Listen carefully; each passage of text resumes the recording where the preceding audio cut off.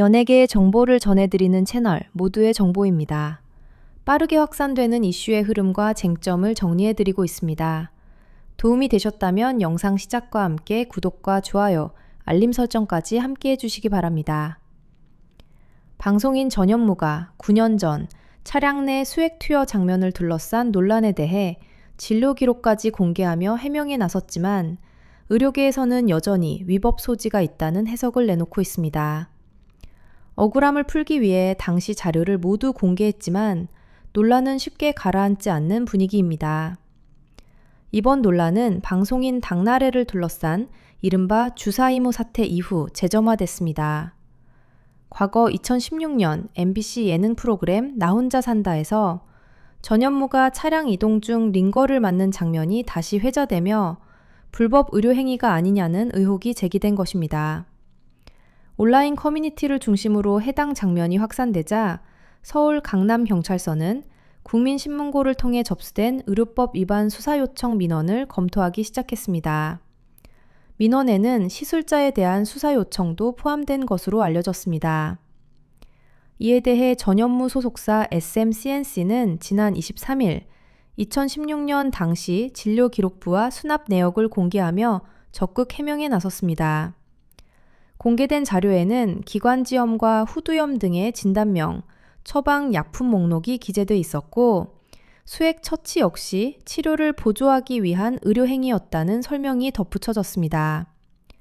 소속사 측은 해당 수액 투여가 의료진의 판단 아래 의료기관에서 이뤄진 적법한 진료의 연장선이었다고 강조했습니다. 다만 이 과정에서 전현무의 처방 내역 일부가 함께 공개되며 또 다른 관심을 받았습니다. 진료 기록에는 발기부전 치료제로 알려진 엠빅스 처방이 포함돼 있었고 전현무가 과거 방송에서 탈모 고민을 언급했던 점과 맞물리며 여러 해석이 이어졌습니다. 일부 탈모 치료제가 성기능 저하와 연관될 수 있다는 점이 다시 언급되기도 했습니다. 그러나 의료계의 시각은 달랐습니다. 대한의사협회 김성근 대변인은 의사가 처방을 했고 병원 안에서 진료를 받았다고 하더라도 이후 주사를 차량 등 의료기관 외부에서 맞는 것은 기본적으로 허용되지 않는다고 지적했습니다. 의료행위는 원칙적으로 의료기관 내에서 이뤄져야 하며 외부에서의 수액 투여는 위법 소지가 있다는 설명입니다. 대한의사협회는 이 같은 사례가 반복되고 있다는 점을 문제 삼아 의료기관 외부 의료행위의 위법성을 알리기 위한 홍보물 제작에도 착수한 것으로 전해졌습니다. 단순한 연예인 논란을 넘어 의료 질서 전반에 대한 경고라는 해석도 나옵니다. 다만 법적 처벌 가능성은 제한적이라는 분석도 함께 제기되고 있습니다.